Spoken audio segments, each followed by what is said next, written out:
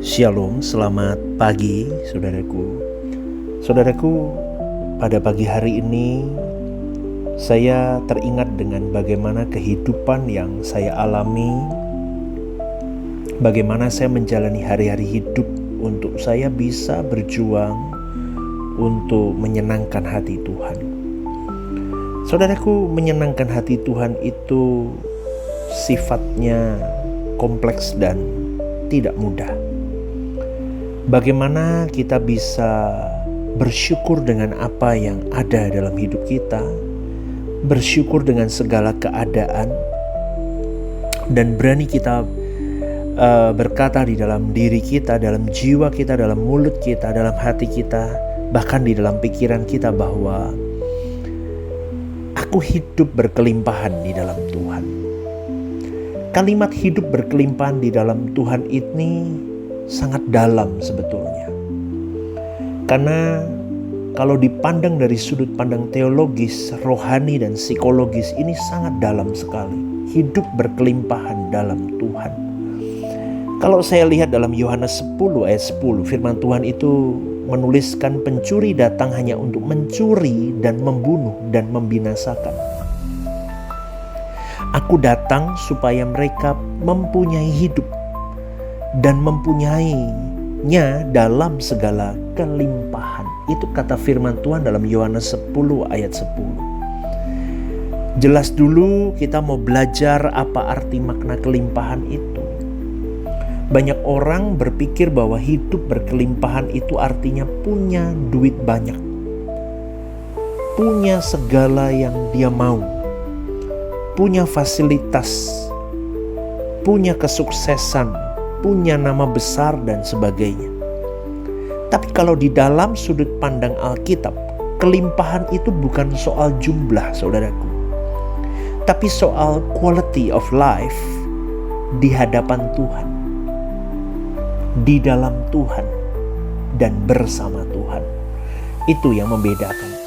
Jadi boleh saya simpulkan begini, saudaraku. Kalau kita berkata, aku hidup berkelimpahan di dalam Tuhan, artinya hidupku penuh dengan damai, hidupku penuh dengan sukacita, hidupku penuh dengan kasih, dan tujuan hidupku Tuhan, hukum hidupku Tuhan.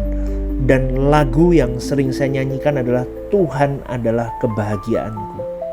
Tuhan engkau kebahagiaanku. Artinya ini cukup, ini jelas. Tuhan engkau kebahagiaanku, dalam arti aku berkelimpahan di dalam Tuhan. Maka sampai aku bisa berkata, hidupku cukup hanya tentang Tuhan, Tuhan, dan Tuhan. Dan hidup yang seperti ini, saudaraku, hidup yang berkelimpahan di dalam Tuhan ini adalah hidup yang tidak dikendalikan oleh kekurangan atau ketakutan, tapi oleh keyakinan bahwa Tuhan cukup bagiku. Amin ya saudaraku ya. Hidup berkelimpahan bukan tentang punya lebih banyak, tetapi tentang menyadari bahwa kita sudah cukup di dalam bersama dengan Tuhan. Indah loh saudaraku. Orang begini yang baru bisa berkata, aku bersyukur dengan hidup ini. Ini orang kaya sesungguhnya.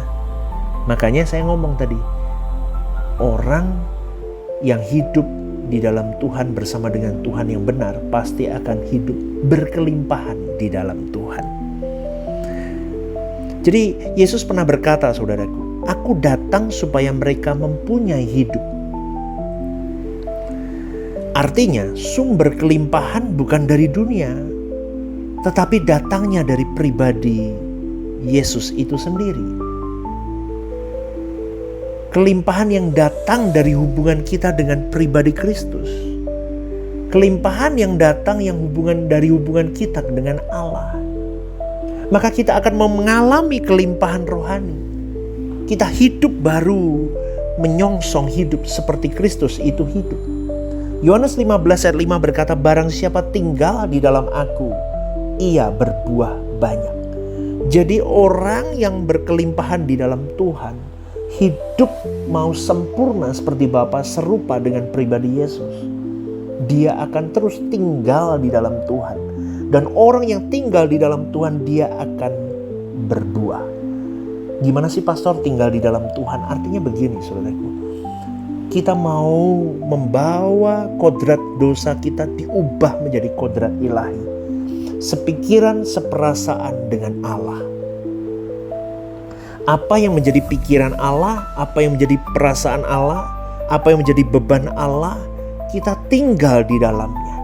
Kita kita mengeksplor hati Allah, kita mengeksplor pikiran Allah, kita mengeksplor maunya Allah. Dengan cara apa? Intimacy with God more than anything and everything.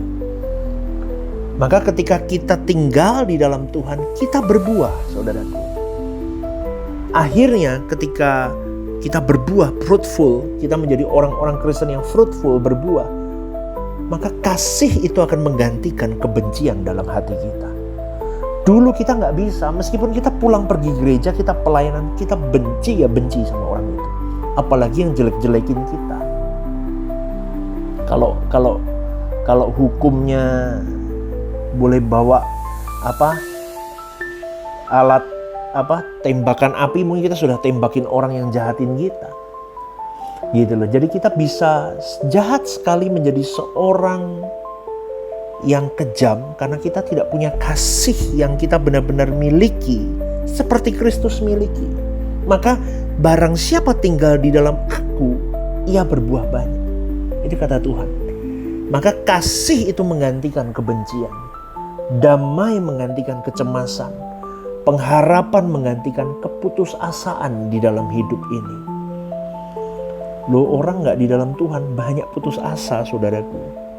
Duitnya banyak aja masih banyak yang putus asa dengan hidup, dia mengakhiri hidupnya. Maka boleh saya katakan orang yang hidup di dalam kasih Tuhan akan lebih stabil hidupnya. Baik secara emosi, kalau kita lihat ya. Baik secara psikologisnya ya, dia tidak mudah emosi, dia lebih teduh. Dia menghadapi apapun tidak cemas, tidak gopoh, tidak bingung. Dia teduh, dia lebih stabil emosinya, tidak mudah iri dengan orang, tidak gampang stres. Kenapa? Karena jiwanya berakar dalam kasih yang tidak tergoncangkan. Jiwanya di dekat Tuhan. Itu saudaraku. Karena Tuhan sendiri yang berkata, aku datang membawa damai sejahtera, bukan seperti yang diberikan oleh dunia. Itu terdapat dalam Yohanes 14 ayat 27. Kelimpahan sejati itu bukan berarti bebas dari problem hidup. Tapi kelimpahan yang sejati itu kita punya damai yang tidak tergoncangkan. Meskipun dunia sedang berantakan. Meskipun dunia kita sedang bermasalah. Meskipun mungkin hubungan pernikahanmu sedang punya masalah. Mungkin pekerjaanmu sedang punya masalah. Mungkin kesehatanmu sedang teruji. Mungkin hubunganmu dengan sahabatmu sedang teruji. Mungkin hubunganmu dengan keluarga sedang bermasalah. Tapi kalau kita punya kelimpahan sejati, kita tidak tergoncangkan ketika kita menghadapi itu semua. Dunia mengajarkan lebih banyak, lebih bahagia. Tapi Tuhan mengajarkan lebih dekat denganku, kau lebih tenang dan lebih bahagia. Amin, saudaraku. Amin ya. Maka rasa syukur dan iman itu akan menghasilkan kebahagiaan yang tidak bisa diucapkan, saudaraku. Kita bersyukur dan imani bahwa aku di tangan Tuhan yang kuat. Itu akan menghasilkan hormon yang baik. Kita akan hidup baik, respon kita baik. Jadi hidup berkelimpahan dalam Tuhan itu juga berarti hidup dengan jiwa yang sehat, jiwa yang tenang, tersenyum meskipun badai sedang kau hadapi. Kau bisa tersenyum. Kau bisa teduh, saudaraku. Tenang. Maka saya teringat dengan cerita murid-murid Tuhan Yesus dengan Tuhan Yesus yang ada di Danau Galilea yang sedang diterpa badai, tapi Tuhan itu tidur. Bahkan murid-muridnya berkata, bangun guru, kita mau tenggelam, kita akan mati. Murid-murid itu lupa ada Tuhan di situ. Maka ketika Tuhan Yesus bangun, Dia meregangkan tangannya dan berkata, tenanglah badai. Maka badai itu pun teduh. Seringkali kita lupa ketika ada badai dalam hidup kita, kita sibuk, kita gaduh, kita ribut. Kan kita harus hidup bersama dengan Tuhan, bersama Dia, tinggal di dalam Dia. Maka kita akan teduh, saudaraku, tak ada masalah. Ya, Elia lihat tetap cukup walau di tengah kekeringan hidupnya. Tuhan jagai hidupnya. Dikirimkan burung gagak dan sebagainya. Janda Sarfat tetap punya tepung dan minyak yang tidak habis untuk dia olah dalam hidupnya. Paulus berkata, aku tahu apa itu kekurangan dan kelimpahan. Aku dapat menanggung segala sesuatu di dalam Dia. Saudaraku, hidup berkelimpahan berarti percaya bahwa Tuhan itu cukup di setiap musim hidup kita. Maka tinggallah di dalam Kristus. Ya, kelimpahan itu tidak datang dari usaha manusia, tetapi dari relasi dengan pribadi Allah. Ibarat ranting yang tidak bisa berbuah tanpa pokok anggur, saudaraku. Aku mau punya kedekatan dengan Tuhan. Disitulah aliran berkat rohani, jasmani, jiwaku. Maka akan menghasilkan sebuah kekuatan yang supranatural terjadi dalam diriku. Sampai-sampai orang dunia bertanya, siapa di balik orang ini? Keadaannya tidak baik-baik saja, tetapi dia tetap bersyukur. Dia tetap bertuhan dengan baik. Dia tetap ke gereja. Dia tetap melayani Tuhan. Dia tetap memberi hidupnya. Dia tetap memberi, bahkan membagi hidupnya. Siapa di balik orang ini? Kok beda ya? Orang dunia kalau sudah sedang punya masalah, dia tidak mau mikirin yang lain. Dia egois. Dia hanya berpikir tentang dirinya, tentang jiwanya, tentang keluarganya, tentang hidupnya. Tapi orang ini beda. Dia masih memikirkan jiwa-jiwa. Dia masih memikirkan pekerjaan Tuhan. Dia masih memikirkan hati Tuhan. Siapa di balik orang ini? Itu orang yang tinggal di dalam Kristus. Maka hatinya akan meluap-luap dengan ucapan syukur. Meskipun segala hal dalam hidupnya pun tidak ada satu hal pun yang dia bisa mengucap syukur, kata dunia. Tapi dia berkata, aku mengucap syukur dalam segala hal. Disitulah syukur mengubah kekurangan jadi kelimpahan. Amin, saudaraku. Orang yang bersyukur tidak sibuk mencari lebih, tetapi menikmati apa yang sudah ada. Itu anak Allah, saudaraku. Karena dia tahu aku punya Bapa yang selalu pegang hidupku. Hari ini aku mau hidup kudus saja. Hari ini aku mau hidup di track Tuhan saja. Hari ini aku mau benar saja. Lawan semua dengan kesucian hidup. Pikiranmu suci, hatimu suci, ucapanmu suci, maka ucapan syukur itu akan keluar. Amin. Karena di dalam kekudusan mulut, kekudusan pikiran hatimu, maka rasa syukur itu akan melatih pikiranmu untuk fokus kepada hal-hal yang baik, yang positif. Dan itu akan membuat dirimu berkelimpahan di dalam dan bersama dengan Tuhan. Amin, saudaraku. Amin ya. Firman Tuhan berkata, siapa yang menabur dengan murah hati akan menuai dengan murah hati. Hidup berkelimpahan bukan hanya menerima berkat Tuhan. Oh, Tuhan support aku dengan berkat jasmani, berkat rohani, dengan berkat-berkat yang luar biasa, dengan kesehatan, dengan semuanya. Tapi kita mau jadi saluran berkat. Amin. Hidup berkelimpahan artinya apa? Hidup menjadi saluran berkat.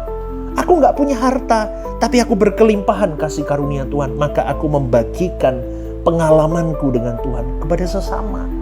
Kalau aku diberkati dengan kesehatan, kelimpahan kesehatan, aku tidak sakit apapun, aku sehat tubuhku, aku jadi berkat untuk orang lain, menolong orang yang membutuhkan. Kalau aku diberkati secara jasmani, hartaku banyak, aku jadi berkat untuk banyak hal.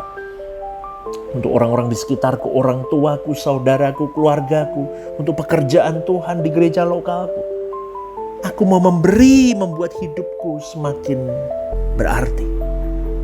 Saudaraku, disitulah kepuasan hidup yang sesungguhnya.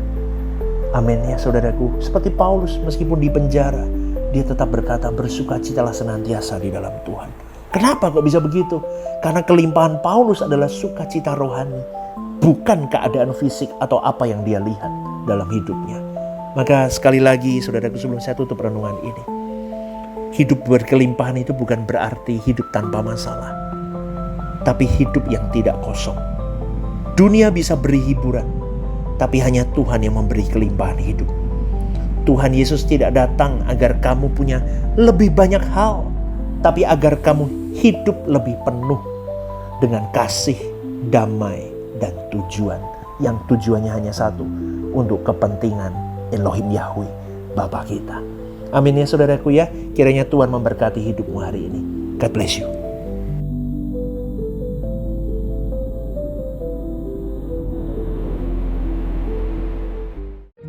Ibadah Suara Kebenaran, setiap hari Rabu, jam 6:30 malam, di Gereja Sentral di Mall Lantai UG. Ibadah Raya setiap hari Minggu, jam 10 pagi, di Gedung Gereja Sentralan Mall Lantai UG, disertai ibadah anak dan teens. Home Usia Indah, setiap Jumat Minggu kedua, jam 5:30 sore, di Gedung Gereja.